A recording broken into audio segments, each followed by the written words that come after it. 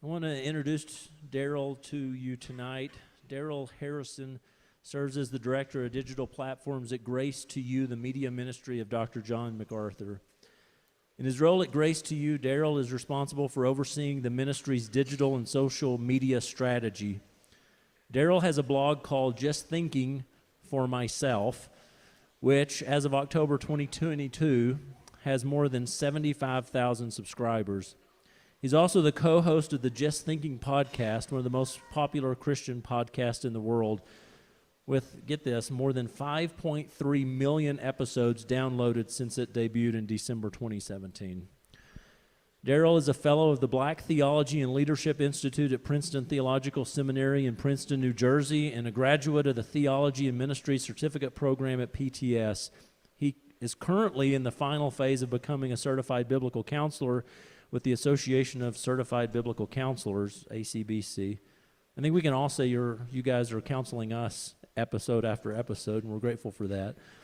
Darrell and his wife, Melissa, are originally from Atlanta, Georgia, but currently reside in Santa Clarita, California. They have 3 adult children, Colin, Naomi, and Yasmin, each of whom reside in their native state of Georgia. Darrell is a sought-after cultural apologist, particularly on the matters of biblical anthropology, such as critical race theory, black liberation theology, and a biblical view of race and ethnicity.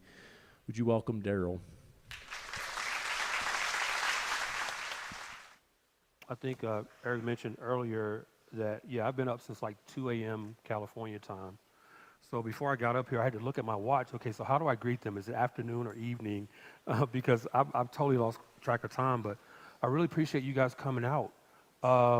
Never been to Lubbock, first time in the Lubbock area, but I'm somewhat familiar with this area because, as Eric mentioned as he introduced me, my wife and I are originally from Atlanta, so we're in SEC territory when it comes to football, at least in the Southeast. I don't know how it is here in Texas. In the Southeast, football is the only sport that matters.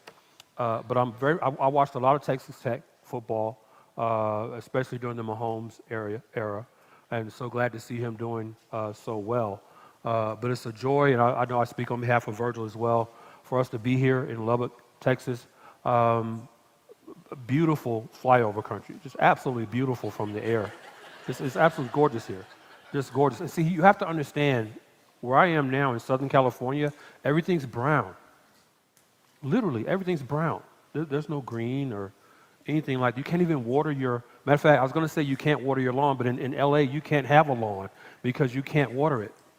So you guys knew this already. You're blessed to live in Texas.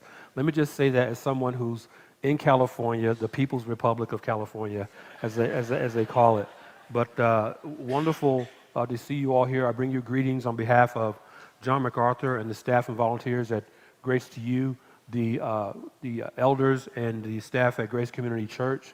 Whenever I travel, even when I'm not at an official Grace to You event, I understand that I'm always wearing the Grace to You hat. So here we are tonight, this weekend rather, Virgil and I are representing Just Thinking Ministries, which is our own ministry, but as we travel, Virgil's always wearing the hat as Director of Operations for G3 Ministries. I'm also always wearing the hat for Director of Digital Platforms for Grace to You. So thank you all for supporting Grace to You and for praying for Grace to You and Grace Community Church, especially over the past couple of years with the whole COVID situation and the legal hoops that we've had to jump through out there. So with that, let me open with a question. How many of you are familiar with the term critical race theory? How many of you have heard that term? How many of you think you know what that is? Much fewer hands than the first question. Well, we're here this weekend to talk with you about the sufficiency of Scripture. And whether you realize it or not, Scripture does speak to critical race theory. It does speak to critical race theory. Now, my message to you today is in 2 parts, okay? So this is going to be part 1. We're going to have a little bit of a break, and then I'm going to go into part 2. But what you have to understand fundamentally about critical race theory, what you have to initially realize about critical race theory is that critical race theory is not some sort of Big Bang proposition. You've all heard of the term the Big Bang before. It's the evolutionary idea that everything that is in existence just appeared ex nihilo, just out of nothing, just poof, and there it all is. Well, we know that's ridiculous. Well, critical race theory is the same thing. Critical race theory is not some sort of big bang proposition that just appeared, poof, out of nowhere over the last year or two. Critical race theory goes way back. It has a definitive origin, and that origin is born from a philosophy that was originally advanced by two 19th century German philosophers, the names of which are Karl Marx and Friedrich Engels. Now, you may be more familiar with the first name than the latter. You're probably more familiar with Karl Marx, at least the name. Friedrich Engels and Karl Marx were like this. Matter of fact, it was Engels who financed Marx. Marx was a lazy bum. There's no other way to put it. Do your own research on him, and you will find that out. Matter of fact, to give you an idea of the kind of person that Karl Marx was, please give attention to this passage from the book titled Heaven on Earth, subtitled The Rise, Fall, and Afterlife of Socialism by Dr. Joshua Moravchik. Dr. Moravchik is head of an organization called the Institute of World Politics. And in his book titled Heaven on Earth, The Rise, Fall, and Afterlife of Socialism, he writes this about Karl Marx, quoting, "When Karl Marx was at university, his father and then his remaining brother died, leaving his mother with 4 daughters, 3 of them grown, but all unmarried. Karl, then 24, had received his doctorate a year before and launched his career in radical journalism. He never thought to offer the 5 women any help, but rather he expected his mother to continue to support him. She was hurt and eventually cut him off almost entirely, an offense for which he never forgave her. She was hurt and eventually cut him off almost entirely. She did not allow him to claim some of his inheritance in advance, and he waited impatiently for the rest of it. When Friedrich Engels wrote to Marx, reporting the death of his mistress, Mary Burns, this is the death of Engels' mistress, Mary Burns, Marx consoled Engels with the wish that it had been, quote, my own mother, who is now full of physical infirmities and has already lived her life instead of Mary, unquote. So Marx was the kind of guy who, when his partner Friedrich Engels' mistress died, he wished that that was his own mother who had died. This is important for you to know, fundamentally, that critical race theory has its origin in organic Orthodox Marxism. There's an ideological umbilical cord, if you will, that inexorably connects critical race theory with Marxism. That ideological, now let me pause right here and say, well, Darrell, why are you starting off with trying to help us understand the connection between critical race theory and Marxism? I'm doing this because the first thing a critical race theorist is going to do is going to deny that CRT is connected to Marxism. That's the first thing they're going to deny. That's the first effort of apologetics that you're going to get. They're going to deny that critical race theory is connected with Marxism. Now, that idea, it didn't just come out of thin air. People allege that CRT is connected to Marxism because it is. It is. That's why I refer to it in the metaphor of an umbilical cord. It's connected that tightly. That ideological umbilical cord is a mutual disdain of and contempt for capitalism. So CRT and Marxism have that in common. They have an innate disdain and hatred of capitalism. Both of them. Both of those ideologies. Critical race theory views capitalism as the fundamental cause of racism in America. That's because in critical race theory, capitalism is what breeds white supremacy. And it is white supremacy that critical race theorists, or crits, you may hear me refer to them as crits. They call themselves crits for short.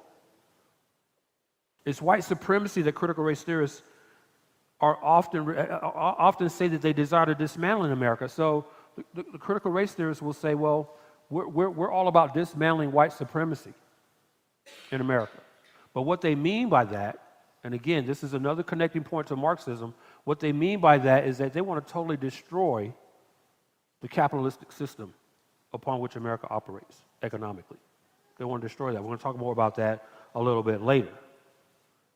But like Marxism, critical race theory is fundamentally a philosophy of class struggle. If you don't remember a word I say this weekend, do not forget that. Critical race theory is fundamentally a philosophy that is built on class struggle, just like Marxism is. Marxism fundamentally divides people into classes and then pits those classes against one another. We're going to talk more about that. One of the things I was most excited about being here with you tonight is you're really sort of getting a live version of what Virgil and I do on our Just Thinking podcast. So for those of you who have listened to us, you know that what we do, it takes us weeks to prepare for an episode of our podcast. One of the reasons is because we spend so much time researching and studying and collecting first original source quotations from the mouths of folks on the other side. We read, I like to put it this way. Any of you have seen the Godfather trilogy of movies? I think it's in Godfather Part 2 where young Michael Corleone says to one of his hired hands, he says, you know, my father always taught me to keep your friends close and your enemies closer. Well, that's what Virgil and I do. We have a Godfather sort of a way of going about apologetics. And what I say about that, we read our enemies. You have to read your enemies. You have to know what your enemies think. So you read them. You read what critical race theorists have written so that you can intelligently argue from their own words. And here's an example. Dr. Epifano San Juan Jr. He goes by E. San Juan if you're going to research him. Dr. Epifano San Juan Jr. is Emeritus Professor of English and Ethnic Studies and Comparative Literature at the University of Connecticut. You can find his bio, by the way, on the website of the International Marxist Humanist. In a white paper Dr. San Juan wrote, titled, From Race to Class Struggle, subtitled, Re-problematizing Critical Race Theory. This is a 2005 white paper that's published in the Michigan Journal of Race and Law. Again, the title is From Race to Class Struggle, Re-problematizing Critical Race Theory. Dr. Epifano San Juan Jr. writes this, and I'm quoting, a first step in renewing critical race theory is simple to state, but difficult to execute. We must begin with the concept of class. We must begin with the concept of class as an antagonistic relation. An antagonistic relation between labor and capital, and then proceed to analyze how the determinant of race is played out historically in the class-conflicted structure of capitalism and its political and ideological processes of class rule, unquote. So you heard the word class there multiple times. Dr. Epifano San Juan Jr. is a Marxist critical race theorist. You don't get your bio on the website of the International Marxist Humanist without being a Marxist humanist. Now, there's much to dissect in that quote from Dr. San Juan, but what I want you to understand most fundamentally is that when Dr. San Juan says that critical race theory can be used to analyze how the determinant of race is played out historically in the class-conflicted structures of capitalism, he doesn't mean analyze in the sense of engaging in an objective, unbiased, impartial critique of society against an objective standard or benchmark of truth and justice. See, when you and I hear the word analyze, we normally don't bring a bias into it. You normally don't do that. Normally, when we hear the word analyze, you're saying, okay, I'm going to look at this from a distance and let the reality be what it is. So you've heard critical race theory defined as what? An analytical tool. No, it's not that. It's not that at all. So when you hear a critical race theorist or anyone referred to critical race theory as an analytical tool or as Dr. San Juan put it, as a way to analyze how the determinant of race is played out. They don't mean to objectively critique without bias. They don't mean that. What he and other critics actually mean by analyze is criticize. It's important that you understand that context. When he says analyze, he means criticize. This is why you're sitting, and I really don't know. I don't know the landscape of Lubbock. Like I said, I've never been here. It's my first time stepping foot in the city.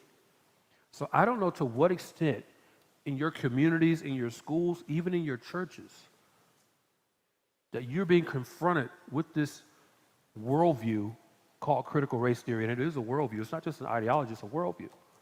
So I don't know to what degree you're having to deal with that, but to the degree that you're not having to deal with it, just wait. You will. You will. Because critical race theory, this is why it's important that you understand critical race theory as a worldview and not just a philosophy or an ideology. Critical race theory is coming after everything. Everything. Now, I don't mean to politicize this event at all, and I don't mean to offend anyone, but again, if you look objectively at the current administration in Washington, D.C., they are governing, all of their domestic decisions are being based on the tenets of critical race theory. All of them. The Department of Justice, Department of Defense,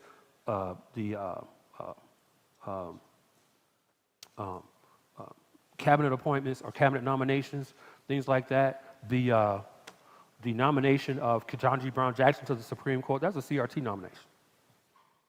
Yeah, I said that. That's a CRT nomination. They were trying to check a box. They're trying to check a box. You can quote me on that. Ketanji Brown Jackson was a critical race theory appointment to the Supreme Court. Biden said that while he was running for president. He said, I'm going to nominate a black woman to the Supreme Court. He said that. I didn't say that. That's just one example how critical race theory is permeating the culture. It's everywhere. It's everywhere. So what you need to understand is when somebody like a Dr. San Juan says critical race theory is used to analyze, it means criticize. This is why, if you pay attention at all to what's going on in the culture right now, critical race theorists, all they do is criticize. Everything is wrong. Everything is wrong. Everything is wrong. Again, I need to reiterate this. In critical race theory, criticize does not mean to objectively analyze, but to subjectively criticize. Nothing is right with America. And you notice in the mind of the critical race theorists, America is the only country with problems. It's only America that needs to be blown up and rebuilt. But see, that's precisely why you must not overlook the fact that the aforementioned white paper by Dr. Epifiano San Juan is subtitled Re-problematizing critical race theory.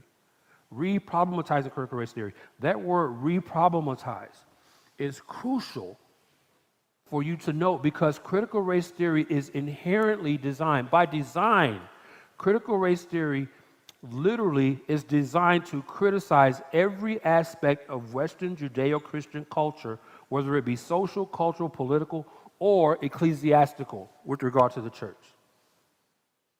It criticizes it through the lens of cultural Marxism so as to invent new problems and revitalize old ones. That's what re-problematizing is.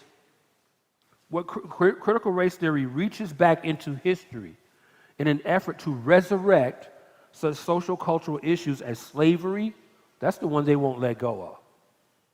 That's the issue that they will not let go of. Slavery, redlining, voter discrimination, civil rights discrimination, and the like. They reach back into history and they try to bring those issues back into the 21st century as if those issues haven't been resolved. That's what I mean by re-problematizing. They'll reach back, resurrect, give it new life, give it CPR, and then re-problematize them for today. Now, I'm not going to boast or anything about Virgil and me, but we're historians, okay? We know black history like the back of our hand, which happens to be black. We know our history. We like to say we're historians because we're theologians. We study biblical anthropology. We know that mankind is sinful. Been that way since Genesis 3, not just since 1960. Been that way since Genesis 3. But see, you got guys like Dr. Epiphanius San Juan who will say, and here in Texas, you got a guy like Beto O'Rourke who will say, well, black people aren't able to vote, black people don't have this, voter suppression, black people suppress this, they're victims of this, blah, blah, blah. No. All those issues were settled in law decades ago. I'm from Atlanta. Atlanta is 76% black. Yet you have a woman in Stacey Abrams who's running for governor right now on a voter suppression issue. Now, I can't wrap my mind around that. You got a predominantly black city that's had a black mayor now for more than 60 years, and you're talking voter suppression? It's a lie. Any black citizen of the United States of America who is registered to vote can vote. But they want to reach back in history and re-problematize that. So what they'll do on social media is they'll get a photo from 1955 Birmingham, Alabama, where you got some German shepherds trying to chew the hand off of a black person who's trying to eat at a restaurant down in Birmingham, Alabama, as if that's the same thing that's happening today. So you got to be keen about those kind of things. That's what you're seeing. They're re-problematizing it and trying to convince you that black people in America, we're still walking around, woe is me, woe is me. This is what Epiphanius San Juan Jr. is doing. This is what Beto O'Rourke is doing. This is what Stacey Abrams is doing. That's what that word re-problematize means. They reach back in history and bring settled law into the 21st century as if those issues haven't been settled. Red line is against the law now. Voter discrimination is against the law. Housing discrimination is against the law. Education discrimination is against the law. Slavery is against the law. And again, I don't mean to politicize this event tonight, but the reason the Emancipation Proclamation didn't work like it was designed to do is because Democrats didn't want to do it. They didn't obey the law. They refused. They refused to abide by the Emancipation Proclamation. That's why it took another 80 years. After the Emancipation Proclamation was issued in 1863, it took another 80 years. Anyone ever heard the word peonage? The peonage system, after the Civil War ended, you're in the Reconstruction era now. During the Reconstruction era, white supremacist Democrats were so hard-hearted against the fact that blacks were now free. They instituted what's called a peonage system in the South. Peonage was really by where they just created laws just out of the blue to where even standing on a street corner waiting for a traffic light to change, you could be arrested for that. You could be hired out as indentured servitude. It's called slavery by another name. Douglas Blackman has a book that you may be interested in reading. It's called Slavery by Another Name. I encourage you to read that. There's another book called Lay This Body Down that talks about how white supremacist Democrats in the South essentially practiced slavery, but by another name for another 80 years. But this is what crits try to do. They'll reach back in history and re-problematize these issues. Critical race theory does not see or define race as a fixed, immutable, and static aspect of one's personhood that is grounded in biology or science for that matter, or theology, such as we find in Acts chapter 17, 26. If you don't have this verse highlighted or underlined, I'm going to give you a one-verse apologetic against the idea of race. One verse. It's Acts chapter 17, verse 26. Acts 17, verse 26. In the New American Standard Translation, that verse reads, "And he that is God made from one man, that one man is Adam, every nation on the face of the earth." having determined their appointed times and the boundaries of that habitation. Now, you may be asking yourself, well, Darrell, why is this verse, seems pretty innocuous to me, why is this verse a one-verse apologetic against the idea of race? Well, a little exegesis here for a second. The word nation in that verse is not speaking about sovereign geographical boundaries of countries. The Greek word for that word nation is the word ethnos, from where we get our English word ethnicity. So the proper word is ethnicity, ethnic, not race. There's only one human race, one human type, one human species. There are no races. Hang around for Sunday school Sunday morning, and you'll hear more about that. But that's a one-verse apologetic against the idea of race. Let me ask you guys a question, pop quiz time. How many of you have ever been to a restaurant that specialized in racial cuisine?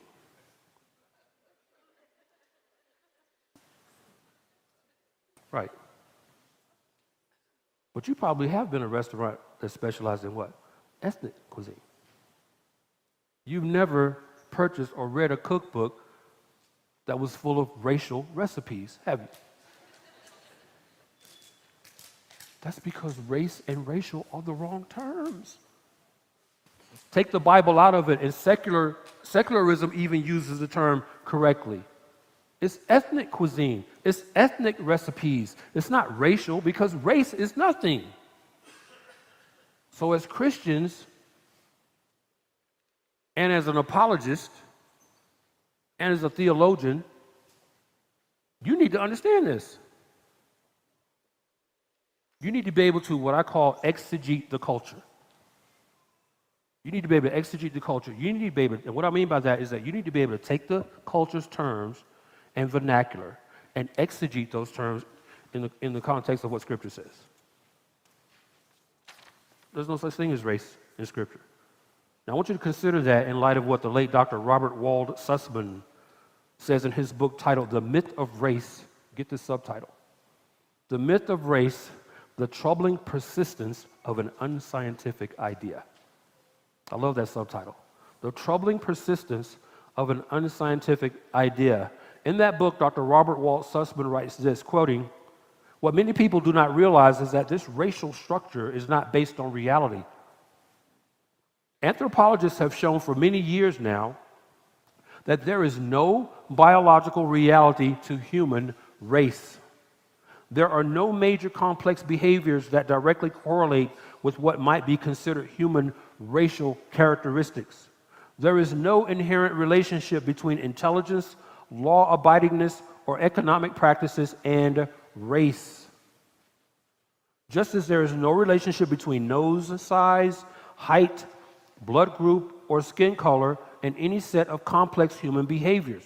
However, over the past 500 years, we have been taught by an informal, mutually reinforcing consortium of intellectuals, politicians, statesmen, business and economic leaders, and their books that human racial biology is real and that certain races are biologically better than others. The biologically deterministic racist worldview has been tested and disproven consistently, and yet its proponents have remained resistant to all empirical scientific evidence for more than 500 years, especially the past 100 years. See, this matters to you because, again, as a Christian, you need to be able to exegete the culture and identify the vernacular that they're using against you as a weapon. There is no such thing as race. Stop using that word. In his book titled Everyone is African, subtitled How Science Explodes the Myth of Race, Dr. Daniel J. Fairbanks, professor of biology and university research officer at Utah Valley University, writes this, quote, Few people are aware of how much is known about the genetic basis of race, or more accurately, the lack thereof. When viewed on a global scale, there are no discrete genetic boundaries separating so-called races. Rather, the world's human diversity consists of innumerable genetic variations spread throughout the human population in a complex set of multiple overlapping arrays. Legally defined categories for race differ from one country to another, and they change over time depending largely on the social and political realities of a particular society or nation. The notion of discrete racial categories arose mostly as an artifact of centuries-long immigration history coupled with overriding worldviews that white superiority was inherent, a purported genetic destiny that has no basis in modern science. So again, take the Bible out of it. And even secular science disproves the idea of race. What Dr. Fairbanks is saying here is that you need to get this. Race is a social construct. It is not a scientific construct. It's a social construct. It's not scientific. That's important to know, because viewing race as a subjective and changeable social construct whose meaning shifts with every turn of the political and cultural winds, as opposed to viewing it as a biological or scientific reality, that doesn't achieve for critical race theorists the eschatological utopia they desire. That utopia is one in which cultural Marxism replaces capitalism, and wherein the current hierarchical power structure is inverted, so that intersectional minorities like blacks, LGBTQA2S+++ becomes the new oppressor class, and consequently white supremacist capitalists like all of you out here becomes the new oppressed class. Let me expand on that for a second. So when I say to you that critical race theorists viewing race as a social construct, that allows them to change the definition. So anything can be racist now. And not just anything, everything. Everything's racist now. Do you not see that happening? Everything is racist. Everything is racist. It's just so twisted, because now in critical race theory, I was being a little bit sarcastic a second ago, but only a little bit. Because critical race theory does see every single one of you who is white as a white supremacist capitalist, and you're the enemy. You're the enemy. You're the enemy. So in critical race theory, if you're not black, you're white. So even if you're Asian here right now, you're white. You can be Middle Eastern. In critical race theory, you're white. Whatever your ethnicity is, if you're not black, you're white. And in critical race theory, white people are the enemy. So when you hear me say white people, if you're not black, that includes you. That includes you. That eschatological vision that I described, where critical race theorists want to invert the current, what they see as the current hegemonic power structure or hierarchy, where they see white supremacist capitalists like all of you at the top. They want to flip that to where you're on the bottom and they're on the top. So critical race theorists, they don't want justice. They don't want fairness. They don't want equity. They want to tear this system down and rebuild it with themselves at the top.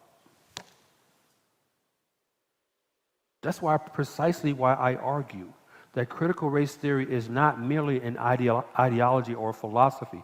It's an all-encompassing worldview. And I promise you, if you haven't encountered critical race theory, you're going to encounter it. You're going to encounter it. Let me give you a couple examples. If where you work, if you ever hear the word diversity, equity, and inclusion, that's critical race theory. DEI, that's critical race theory.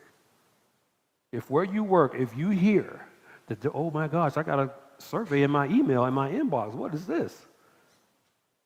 What they're going to do, they're going to go hire a DEI consultant. Then you're going to have to attend a meeting with this consultant. And this consultant is going to have more power than your boss, because you're going to have to fill out this survey or you're going to lose your job. Social and emotional learning, who's ever heard of that term? SEL. That's critical race theory. So you have to exegete the culture, you have to exegete the terms. See, what you have to understand is when critical race theory invades your workplace, when critical race theory invades your child's school, when critical race theory invades your church, they're not going to call it critical race theory, they're going to call it something else. Diversity, equity, inclusion? Are you kidding me? The D should stand for discrimination. Because when you study the landscape of all these corporations in America that have DEI executives, 9 out of 10 of them are black females. Now, where's the diversity in that? There's no diversity. DEI is legally codified racial discrimination. More accurately, legally codified ethnic discrimination. But I say racial because that's how the culture defines race, by this. Depending on how much of this or how little of this you have, I'm going to talk more about that on Sunday, you're either black or white. So beware of DEI, beware of SEL, beware of anything that may remotely present itself as placing people into classes and groups. Beware of that. So again, CRT is not merely an ideology or philosophy. It's an all-encompassing worldview, and I mean that literally. It's coming after everything. It's coming after you personally. I say that in light of what Dr. Epiphanius San Juan Jr., who I quoted earlier, said in that same white paper, Re-problematizing critical race theory. He says this, quote, "We need to reinstate,"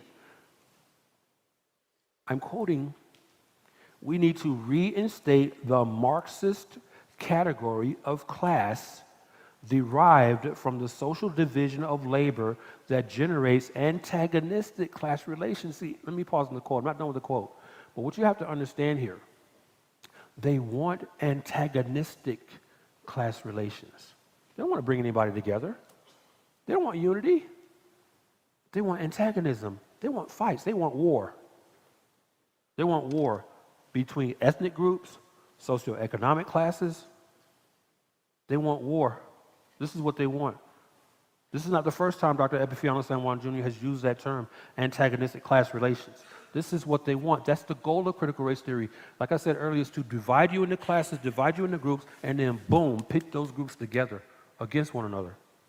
Continuing to quote from Dr. San Juan, "Critical race theory can be renewed or re-problematized by adopting class struggle as the means of resolving racial injustice through radical structural transformation," unquote. Now that phrase, radical structural transformation, that's just code for Marxism. That's a $3 fancy word for Marxism. So what he's arguing here is that you resolve racial injustice by more racial injustice.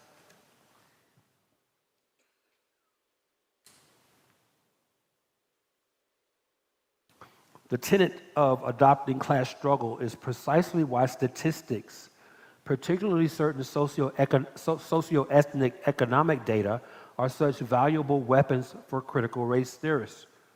Critical race theorists subjectively use statistics as a means to form and promote the misleading narrative that any socioeconomic differences that may exist, particularly among blacks and whites in America, are actually disparities, and that those disparities are solely the result of inequities brought about in society by an oppressive capitalistic system that is grounded in white supremacy.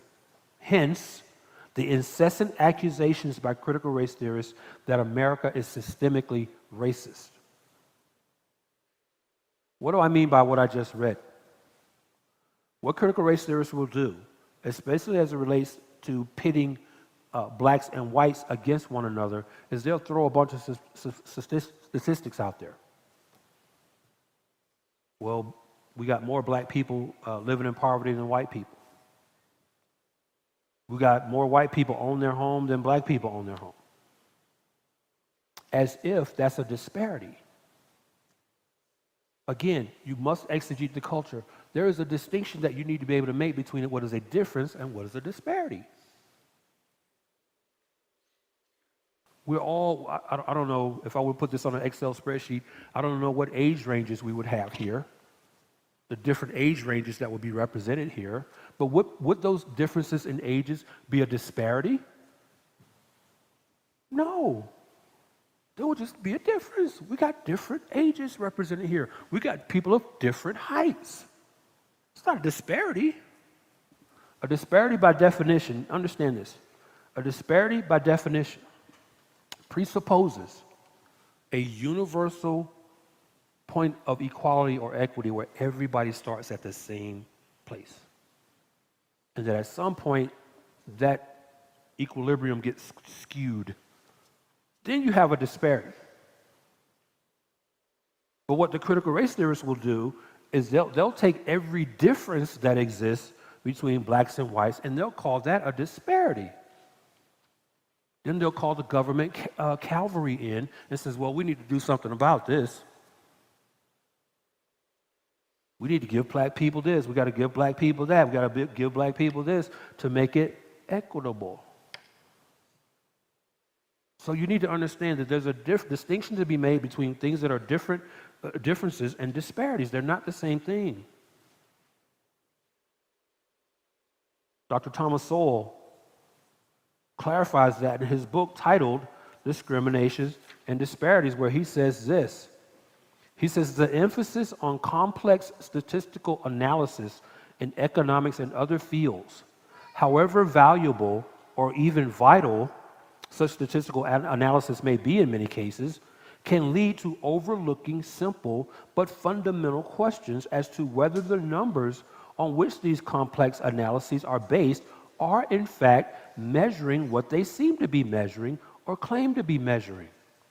What can be disconcerting, if not painful, are the simple and obvious fallacies that can pass muster in intellectual circles when these fallacies seem to advance the prevailing vision of what is called social justice, unquote. That's why they throw these statistics out there with no context, because they're trying to advance a narrative. They're trying to advance a social justice narrative.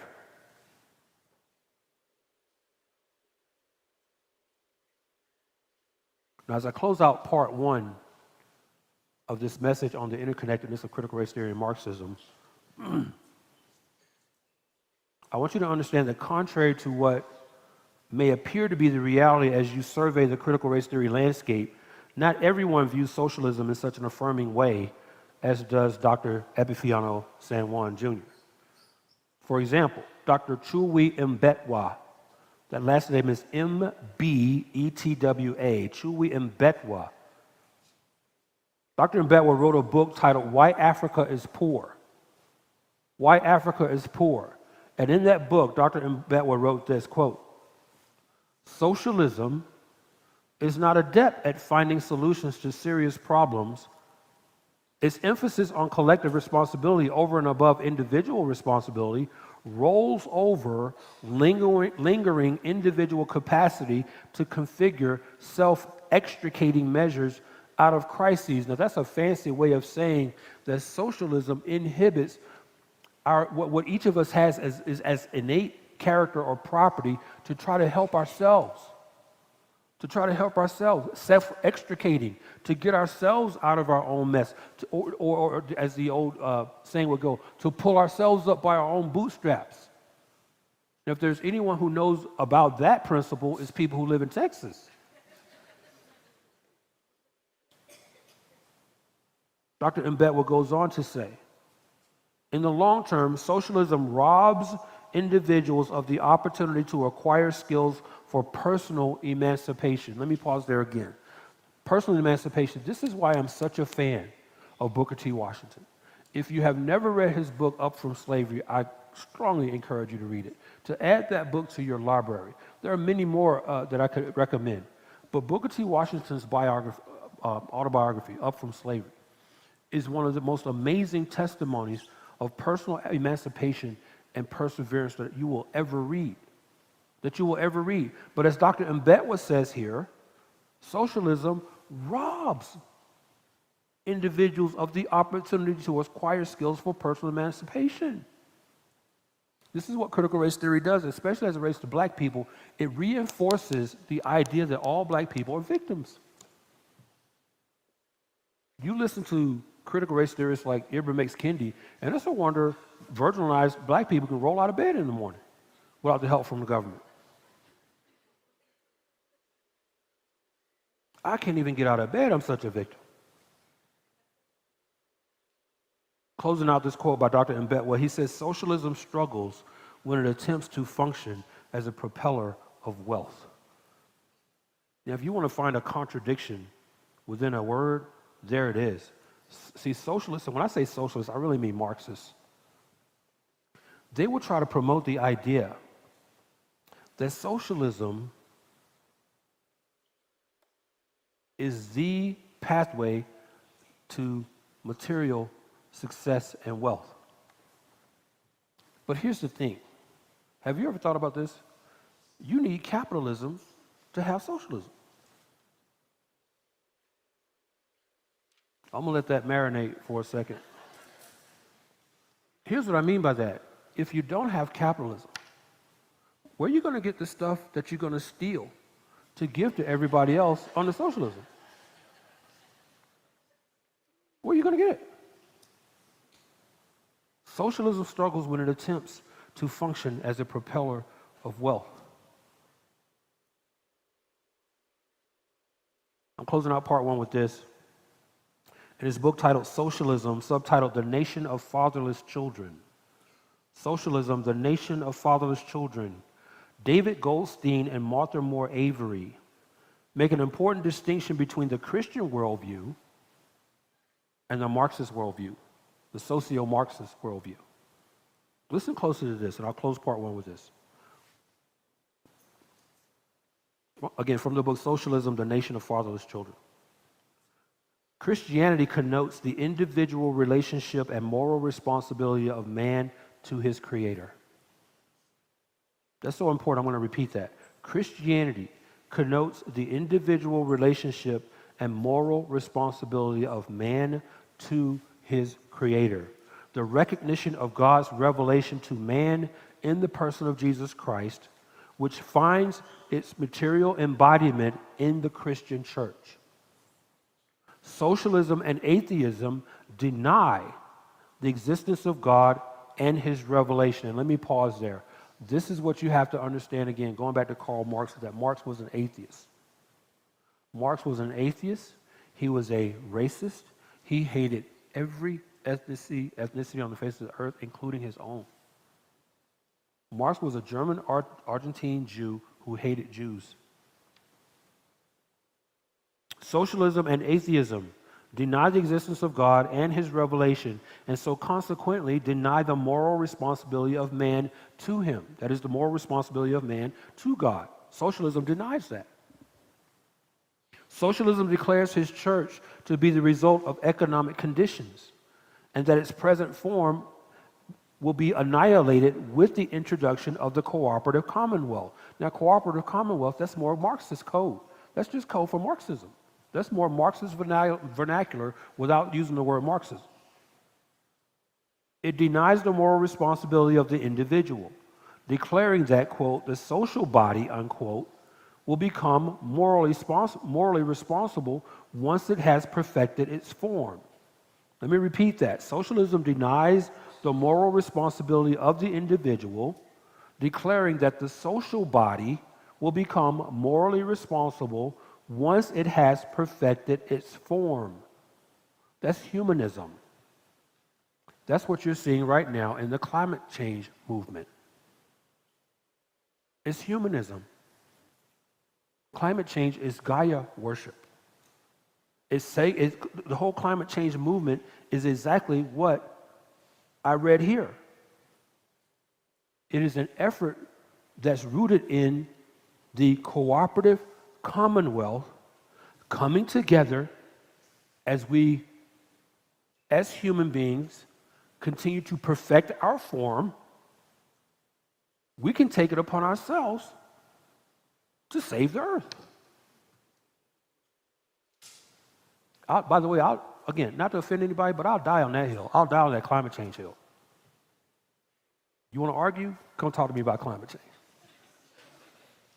I will die on that hill. Do we not believe that God is sovereign over his creation? See, this is what Goldstein and Avery are arguing. Of course, as Christians, and you carry about a biblical worldview, you know not to go around maliciously trashing the earth. You know that. But cow farts? You mean to tell me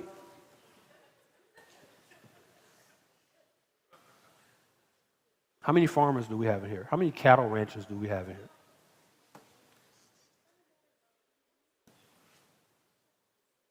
That's not a joke. That's a serious United Nations climate change proposition. Cow farts. The Netherlands right now is taxing, I am not lying, you can research this for yourself. The Netherlands right now are they're considering enacting a cow fart tax to save the planet. Now, cows have existed since before the ark. Before the ark, because they were on the ark. So they had to exist before the ark. But this is another example. You have to exegete the culture. If you doubt that God is in sovereign control over this planet, read the last 4 chapters of Job. Then you come talk to me.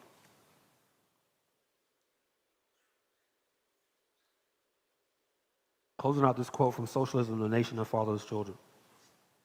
But whether anything is done or nothing is done, little that is of any real or lasting value can be done until men and women fairly face the fact that the terrible condition of our poor is due, as are so many other ills. Again, this is what the Marxists are arguing. The Marxists are arguing that the terrible condition of our poor, this is what Black Lives Matter argued. They want to help the poor. But they ended up helping themselves. The Marxists will say that the terrible condition of our poor is due, as are so many other ills, to the 2 curses of our country and time. These 2 curses are capitalism and Christianity. Unquote. Again, that's from Socialism, the Nation of Fatherless Children by David Goldstein and Martha Moore Avery. So with that, I'm going to wrap up part 1. I believe we're going to have a little bit of a break. Eric, how long? You going to come up? I've got a little bit of a break, and then I'm going to come back, and in part 2, I'm going to give you 5 reasons why critical race theory is unbiblical. So I will see you all after the break. Thank you very much.